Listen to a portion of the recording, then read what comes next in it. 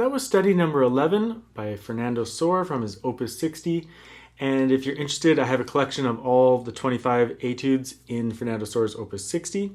There's a link for that in the description, but of course, follow the lesson for free and pick up some of the ideas and tips that we're going to talk about. Op.60 ranges from easier works to late intermediate works and maybe even one or two advanced ones.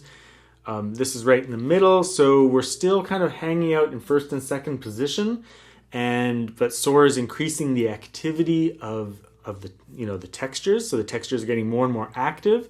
And he's also now, just in number 10 and number 11 now, really starting to kind of spice things up with it's not that they're non-traditional textures, but they're a little bit less common than other textures.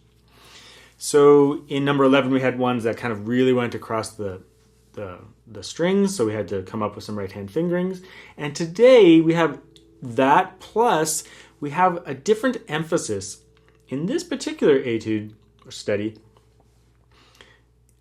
the textures are normal, they use these three fingers, but the emphasis is often on the I finger instead of the thumb or the M.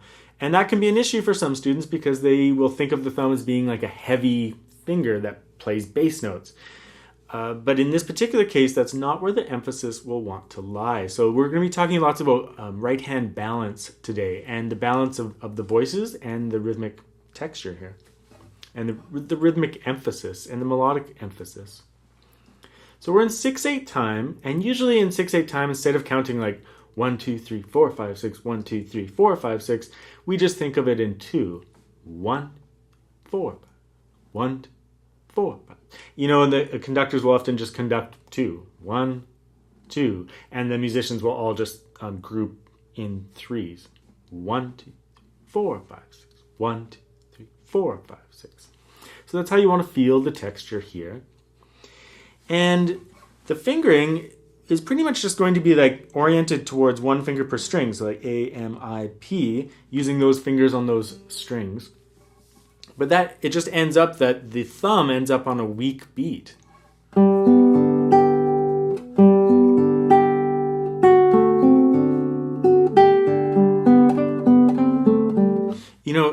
That was the wrong note there, but the thumb is not your emphasis. So just be careful you're not pounding out, the thumb just because it's a heavy finger. But instead, make sure the I finger is the emphasis, and then the A. You really want those two notes to pop out. The rest are kind of just accompanimental.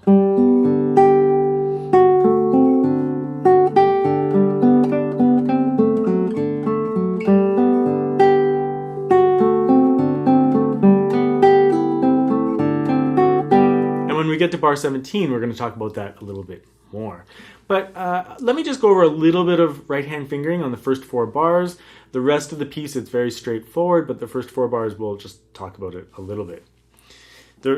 Just the right-hand fingering. The left-hand fingering is all in the score, and it's pretty straightforward, except 1 or 2 specific sections, which I'll talk about. And remember, you're really here, I think you're going for, complete legato and also just a really nice rhythmic feel of 2 beats per bar. And I'm just navigating the texture as legato as possible. So I'm doing I, M, P, A, and then I am repeating the A finger, A, M, A, I, M, P, M, A, P, I, M, I, M, I, M, I, M, I, P. I use in that last bar there, I do use just I am alternating.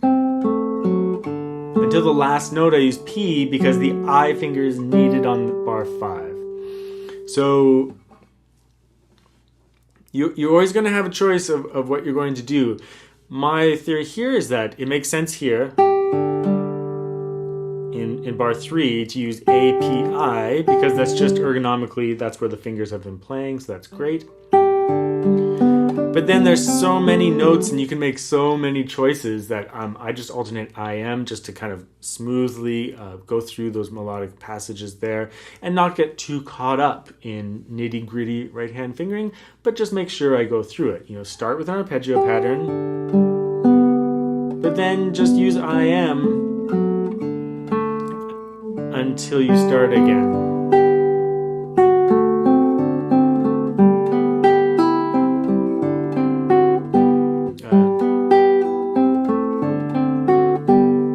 At the end there,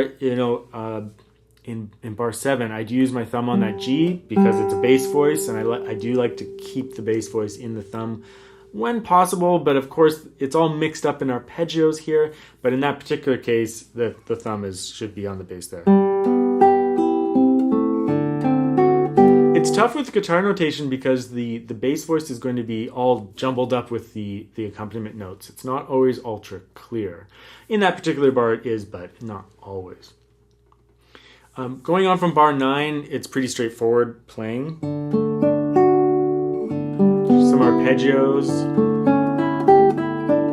And just alternate your fingers through that passage. Very straightforward.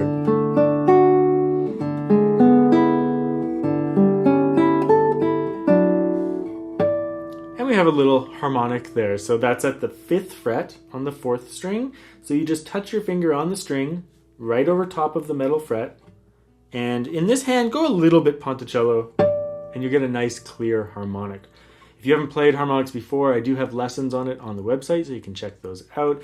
But you're just touching the string, but not pushing it down to the metal. You're just placing your finger over top of the fret, the metal fret, and lightly touching the string, and then hitting it in the right hand. And you don't have to take this finger away right away. You get that pitch. Starting at bar 17 is where the balance issue really comes in. We have to make sure our I finger is the dominant force here.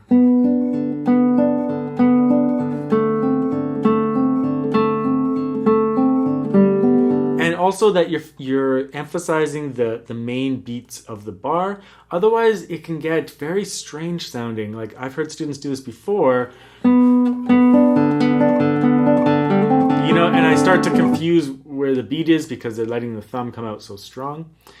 Not only that, there's a lot of repetition in this section, and if you don't keep the beat structure correct, it just sounds wrong. It actually just sounds like Fernando Sor wrote the piece wrong. But if you keep the beat structure very clear and emphasize the first beat, very consistently, and the 4th beat, but the first beat especially, then the repetition makes sense in terms of the phrasing. So just remember, the I finger should come out, and the other fingers can be a little bit softer. And especially the thumb, just be careful of that thumb. It's just accompaniment, so keep it suppressed. Here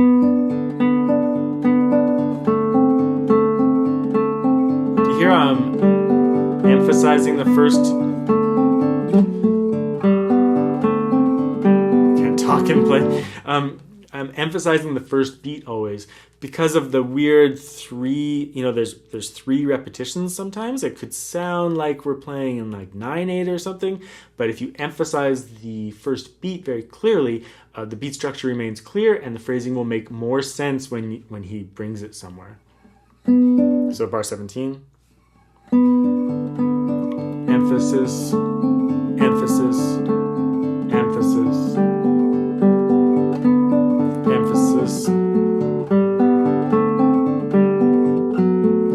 This is the first time in the collection for sure that you have like a 3-note chord with 4, 3, and 1 in second position, but it only happens on 2 occasions here, or 3, but it's just an opportunity for you to learn that shape. So just make sure that your knuckle is aligned and that your 4th finger is getting that D, and from there build your chord. And then just hop up and down on that chord until you feel like you can get it fairly easily. When you actually play the piece, you're going to get the 3rd finger first. 3,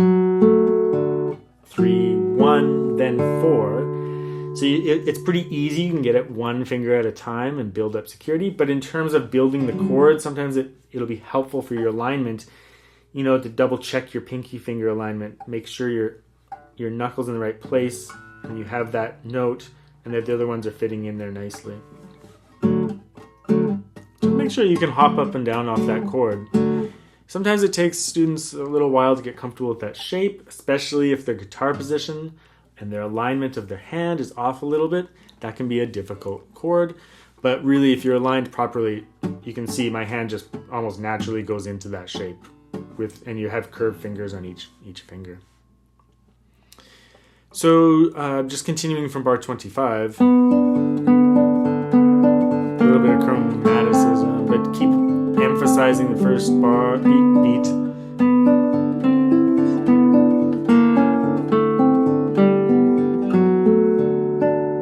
So it's all about the I finger. That whole second page from bar 17 to the DCL Finley, it's the I finger. You're just emphasizing that finger and burying the other ones pretty much exclusively.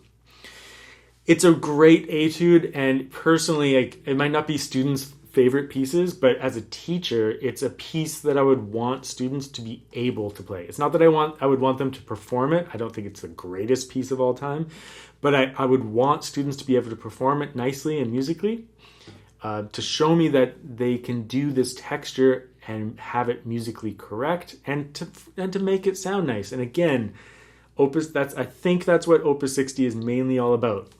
All these different textures, trying to be able to present them in a legato fashion and to be able to play them well despite all the different textures you have to navigate through. It's a real opportunity for intermediate players to play a big collection of works and to work out any issues they have with one particular piece or one particular rhythm or time signature or texture that they might have difficulty playing legato over. This is your opportunity to work through those issues with really nice musical compositions. So hopefully you enjoy the pieces as you go through it as well.